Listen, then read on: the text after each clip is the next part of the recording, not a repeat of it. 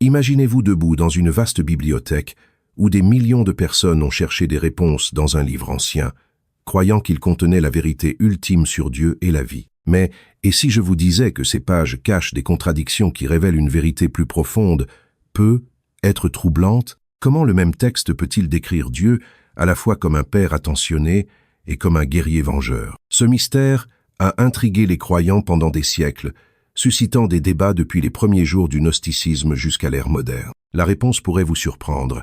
Cette dualité n'est peut-être pas un défaut, mais plutôt une clé pour débloquer une compréhension cachée et libératrice du divin, une compréhension qui nous invite à découvrir un lien avec une vérité aimante et globale au-delà de la simple doctrine. Êtes-vous prête à explorer ce voyage transformateur avec moi? Dans la tapisserie complexe des Écritures bibliques, émerge une dualité fascinante dans la représentation de Dieu qui a intrigué les théologiens, les érudits et les chercheurs spirituels depuis des siècles. Cette dualité découle des représentations apparemment contradictoires trouvées dans l'Ancien et le Nouveau Testament, mettant les croyants au défi de réconcilier ces diverses images sous une seule entité divine. D'un côté, Dieu est représenté comme un créateur bienveillant, un Père aimant et un être miséricordieux, incarné par les enseignements de Jésus dans le Nouveau Testament, où l'amour, la compassion et le pardon sont primordiaux. De l'autre, l'Ancien Testament présente souvent Yahweh comme un redoutable exécuteur, instillant la peur et exigeant une fidélité inébranlable, un Dieu prompt à la colère, attirant la colère sur ceux qui désobéissent. Cette dichotomie soulève la question suivante. Comment une seule entité divine peut-elle incarner à la fois la miséricorde et la colère? La dualité de la représentation de Dieu pointe vers une compréhension plus profonde du divin qui transcende les catégorisations simplistes. L'image du Créateur bienveillant fait appel à notre désir inné de connexion, d'amour et d'épanouissement spirituel. Cela se reflète dans la vie et les enseignements de Jésus qui prêchait l'amour des ennemis, le pardon des péchés et la compassion envers les opprimés. Le Dieu du Nouveau Testament invite les croyants à une relation fondée sur la grâce et la rédemption, un Dieu présent dans la souffrance humaine et qui offre un chemin vers la réconciliation et l'unité avec le divin. À l'inverse, la représentation dans l'Ancien Testament d'un exécuteur craintif met en évidence le contexte dans lequel ces textes ont été écrits. Les sociétés anciennes percevaient souvent les divinités comme des protectrices de l'ordre public dont il fallait craindre la colère. Les commandements de Yahvé envers son peuple étaient à la fois un défi à l'obéissance et un guide pour une vie morale. Les histoires de châtiments divins servent de récits édifiants, soulignant les conséquences de s'éloigner du chemin divin et soulignant la nécessité de se repentir et de retourner à Dieu. Cette représentation a pu faire un sentiment d'identité et de stabilité aux Israélites, s'alignant sur leur contexte historique et culturel où la survie dépendait souvent de l'obéissance communautaire et de la faveur divine. La persistance de ces images apparemment contradictoires au fil des siècles trouve une résonance unique dans des groupes comme les gnostiques. Nous nous penchons ici sur les interprétations fascinantes proposées par le mouvement apparu au cours des premiers siècles du christianisme. Les gnostiques considéraient ce Dieu punitif et contrôlant comme une fausse représentation, une entité divine moindre ou démiurge, masquant le véritable Dieu suprême de lumière et de sagesse. Ils croyaient que le Dieu de l'Ancien Testament était trop préoccupé par le contrôle matériel et ne représentait donc pas la plénitude de la vérité divine. Pour les gnostiques, le vrai Dieu était au-delà de l'entendement, caché derrière le voile du monde matériel.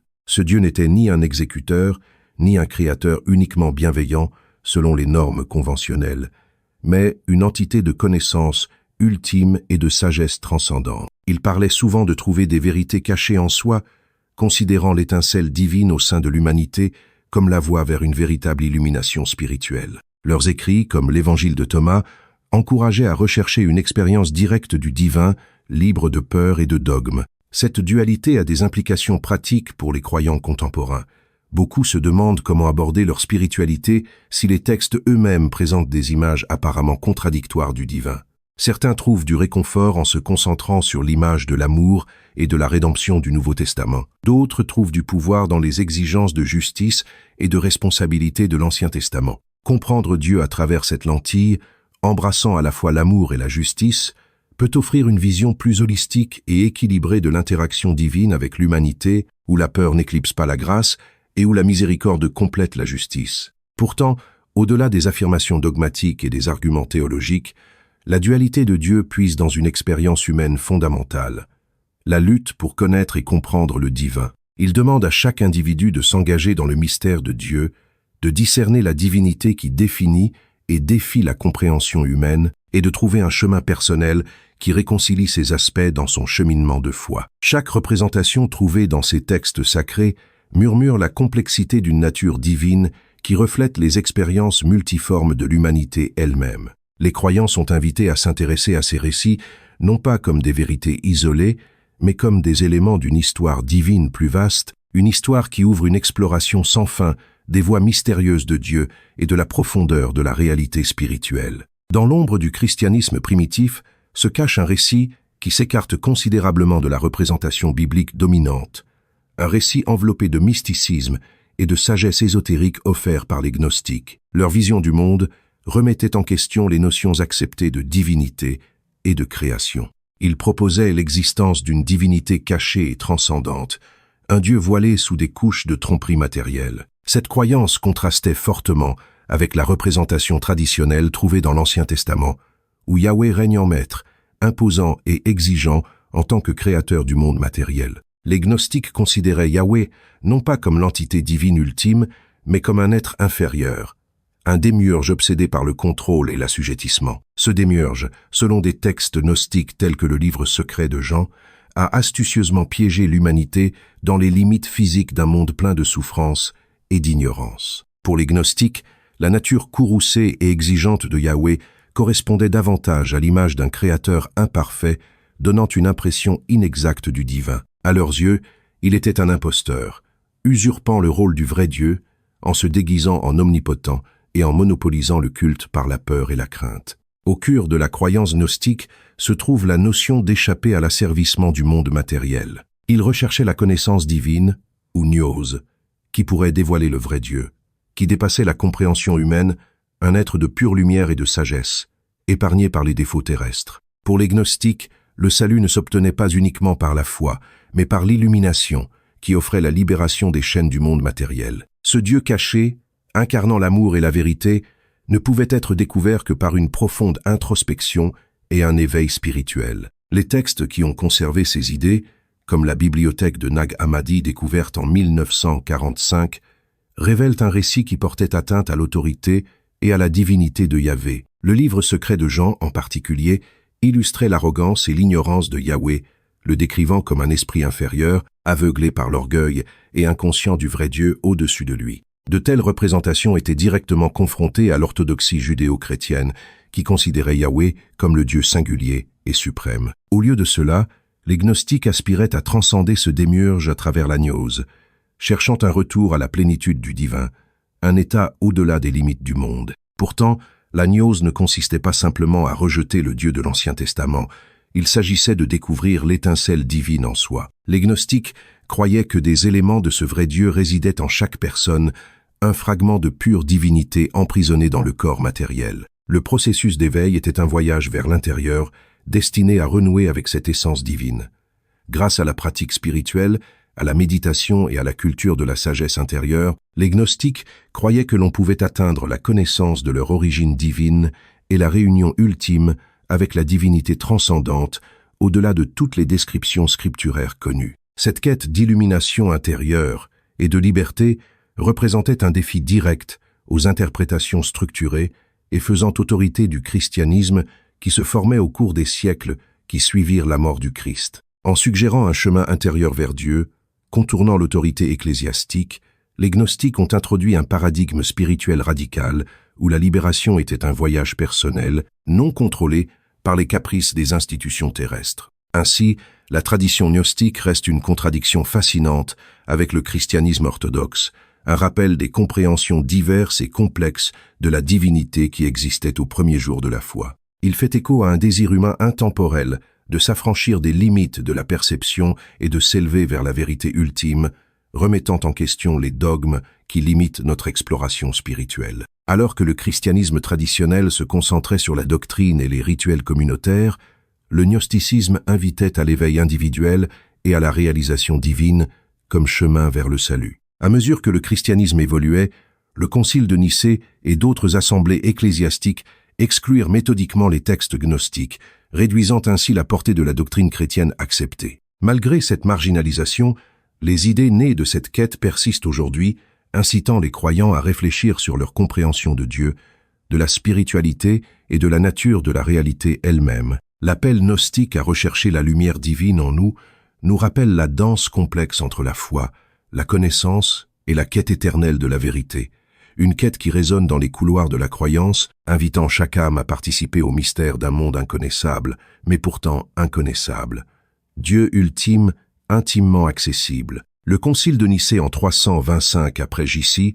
constitue un événement monumental dans l'histoire du christianisme, tant par sa signification religieuse que politique. Sous les auspices de l'empereur Constantin, ce rassemblement n'était pas seulement un débat théologique nuancé, mais aussi une démarche stratégique visant à unifier un empire diversifié et tentaculaire à travers un cadre religieux cohérent. Alors que le christianisme prenait de l'importance, Constantin prévoyait le potentiel d'une Église unifiée pour apporter la stabilité à un empire en proie à la division. Ainsi, le Concile de Nicée est né, non seulement comme un forum de discussion religieuse, mais comme un véhicule permettant de cimenter une vision singulière du christianisme qui définirait la foi pendant des siècles. Au cœur du concile se trouvait la formulation du credo de Nicée, une étape cruciale qui affirmerait les croyances chrétiennes fondamentales. Ce credo était plus qu'une déclaration théologique, c'était un outil politique. En articulant des doctrines comme la Trinité, il a délimité l'orthodoxie, traçant une frontière ferme autour de ce qui était considéré comme une croyance acceptable. Les implications étaient profondes. En adoptant le credo de Nicée, l'Église s'est alignée sur une interprétation particulière de la foi qui centralisait son autorité, façonnant le culte et la croyance chrétienne à travers une orthodoxie établie. Les nuances politiques du Concile de Nicée ne peuvent être surestimées. La vision de Constantin était claire, stabiliser son empire en réprimant la dissidence et en favorisant la cohésion par la religion. Cet effort d'unification signifiait que les points de vue divergents, en particulier ceux susceptibles de remettre en question la structure hiérarchique de l'Église naissante ou l'autorité de l'empereur, devaient être soigneusement gérés. Parmi ceux-ci se trouvaient les textes gnostiques qui présentaient des récits spirituels alternatifs et des interprétations du divin. Les écrits gnostiques, tels que l'Évangile de Thomas ou le livre secret de Jean, offraient des perspectives qui mettaient l'accent sur l'illumination personnelle et une expérience directe et personnelle du divin. Cette connaissance spirituelle directe contournait souvent l'autorité ecclésiastique, posant ainsi une menace potentielle à la consolidation du pouvoir de l'Église. En qualifiant ces textes d'hérétiques et en les excluant du canon, le Concile a renforcé une orthodoxie singulière qui a amplifié l'influence et le pouvoir de l'Église sur le discours spirituel. Ce processus de sélection, qui comprenait l'exclusion des écrits gnostiques, risquait de supprimer des expériences et des récits religieux alternatifs. En déterminant quel texte constituait la Bible, le Concile a effectivement dicté les limites de la théologie chrétienne. La tradition est ainsi devenue à la fois un guide et un gardien, confinant l'interprétation spirituelle dans ces domaines prédéfinis. En conséquence, de nombreuses croyances gnostiques qui considéraient le monde matériel comme une création imparfaite d'une divinité inférieure et promouvaient un voyage intérieur vers un Dieu véritable et transcendant ont été marginalisées. Les ramifications du Concile de Nicée ont perduré bien au-delà des limites de ce rassemblement. En sélectionnant stratégiquement les croyances à consacrer et celles à rejeter, les premiers dirigeants de l'Église ont assuré leur domination théologique et politique pendant plus d'un millénaire. Cette orthodoxie a structuré non seulement la pensée religieuse, mais aussi les normes sociétales, cimentant ainsi le contrôle non seulement du discours spirituel, mais aussi du récit culturel. Pourtant, malgré ces orchestrations, des rumeurs de récits alternatifs ont persisté à travers les influences et les connaissances passagères. D'une certaine manière, ces vestiges ont maintenu l'accent gnostique sur l'éveil spirituel individuel et la quête d'une expérience divine immédiate. La suppression de ces textes n'a pas complètement éradiqué le désir intrinsèque de l'homme d'établir des liens personnels avec le divin, témoignage du pouvoir durable de la curiosité spirituelle et de la rébellion. Les décisions stratégiques prises à Nicée ont délimité le christianisme d'une manière qui donnait la priorité à l'unité institutionnelle plutôt qu'à la diversité spirituelle. Alors que l'Église cherchait à intégrer différentes interprétations du christianisme, d'importantes nuances ont été perdues, notamment de précieuses idées spirituelles qui mettaient en avant l'illumination personnelle et l'autonomie spirituelle. Ces décisions ont façonné la trajectoire de la pensée chrétienne, créant effectivement un récit dans lequel la compréhension divine était canalisée à travers des structures établies et faisant autorité plutôt que par la révélation personnelle et l'introspection. Pourtant, ce sont précisément ces récits anciens et exclus qui offrent une nouvelle perspective aux chercheurs modernes en quête d'authenticité spirituelle au milieu des dogmes traditionnels. S'engager avec ces textes redécouverts ouvre un portail vers des spiritualités alternativement envisagées où la vérité divine existe au-delà des enseignements conventionnels, nous incitant à reconsidérer le potentiel dynamique de nos identités et voyages spirituels. Le Concile de Nicée a ainsi constitué un carrefour crucial où la foi s'est fortement croisée avec la politique et les répercussions de ces décrets continuent de résonner aussi bien dans les couloirs théologiques que dans les vies spirituelles personnelles. Pour les chercheurs contemporains, comprendre ce point charnière historique est essentiel dans la quête plus large, visant à découvrir des récits spirituels authentiques qui parlent à l'étincelle divine intérieure, libérée des limites imposées il y a des siècles. Dans l'étreinte des textes gnostiques redécouverts, la notion d'étincelle divine allume en nous un voyage bien loin des couloirs des doctrines spirituelles traditionnelles. Ces écrits anciens, longtemps supprimés et marginalisés, proposent une réorientation profonde de la compréhension, une réorientation qui place le lieu de la divinité au sein de chaque individu, nous invitant à percevoir la spiritualité comme une quête profondément personnelle, plutôt que comme une adhésion à des enseignements prescrits. Ce concept d'étincelle divine remet en question les frontières érigées par le Concile de Nicée, où le récit institutionnalisé du christianisme a été établi avec précision pour unifier les croyances à travers l'Empire romain. L'exclusion des écrits gnostiques n'était alors pas simplement un acte de rangement théologique, mais une démarche stratégique visant à étouffer toute idée menaçant l'autorité ecclésiastique centralisée. La notion d'autonomie spirituelle et de divinité intérieure, défendue par les gnostiques, contrastait fortement avec le cadre de contrôle et de conformité que l'Église primitive cherchait à inculquer. Ramenant notre attention sur le présent, ces textes autrefois controversés nous invitent à explorer le riche terrain de nos propres mondes intérieurs. En invoquant des métaphores qui parlent de lumière cachée et de graines divines attendant de germer, les gnostiques proposent que chaque âme humaine soit un fragment d'essence divine, une étincelle bercée dans notre forme corporelle. Le voyage qu'ils préconisent consiste à découvrir cette luminescence interne,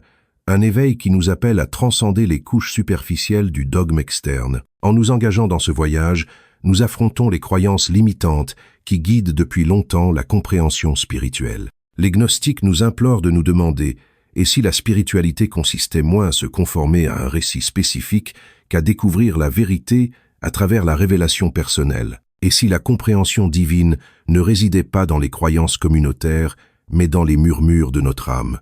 Ces questions alimentent un mouvement de libération au sein de chaque chercheur, une invitation à démanteler les chaînes de doctrines incontestées qui restreignent l'expression spirituelle. Redécouvrir cette étincelle divine implique de cultiver une sensibilité à la voix de la sagesse intérieure. Cela nécessite que nous soyons à l'écoute des subtils coups de pouce de l'intuition et des doux murmures de la perspicacité qui ne proviennent pas de rituels ou d'intermédiaires élaborés, mais d'une connexion intrinsèque à la source divine. Ce chemin, bien que magnifiquement brut et souvent solitaire, favorise une authenticité brute, encourageant la confiance en sa boussole intérieure. En tant que chercheurs spirituels modernes, nous sommes appelés à assembler les pièces de notre puzzle spirituel par l'introspection et l'expérience personnelle plutôt que de compter sur des institutions externes pour dicter les vérités. Les gnostiques nous obligent à interpréter le divin sur la base de l'expérience vécue, en s'appuyant à la fois sur l'écriture sacrée du cure et sur les divers récits cosmiques qui nous entourent. Cette assemblée personnelle forme une tapisserie unique de compréhension spirituelle qui honore à la fois l'individualité et l'interconnexion universelle. Cette réinvention des pratiques spirituelles ne rejette pas la sagesse des traditions communautaires, mais les valorise plutôt en insufflant une signification et une compréhension personnelle à leurs pratiques. S'engager avec la communauté, à partir d'une position d'éveil interne, transforme l'adoration en une célébration de réflexions divines variées et de croissance spirituelle coopérative. En fin de compte, adopter la notion d'étincelle divine intérieure oblige à rompre avec les limites de l'orthodoxie établie. Il permet une vision élargie où l'illumination personnelle et l'harmonie communautaire convergent dans une symphonie de potentiel divin. Ici, nous reconnaissons à la fois l'ombre du contrôle historique et la lumière de l'autonomisation individuelle, une danse harmonieuse d'influences passée façonnant un avenir d'autonomie spirituelle. Ce voyage reflète non seulement une exploration philosophique, mais une récupération active des vérités supprimées par le temps et le pouvoir. Reconnaître l'étincelle divine intérieure suscite un éveil intemporel, nous incitant à remettre en question, rechercher et célébrer une connexion éternelle avec le divin qui demeure au-delà des limites institutionnelles. Ce voyage sacré invite chacun de nous à éclairer son chemin par la lumière qui l'habite déjà, attisant une renaissance spirituelle enracinée dans la découverte personnelle et l'unité universelle.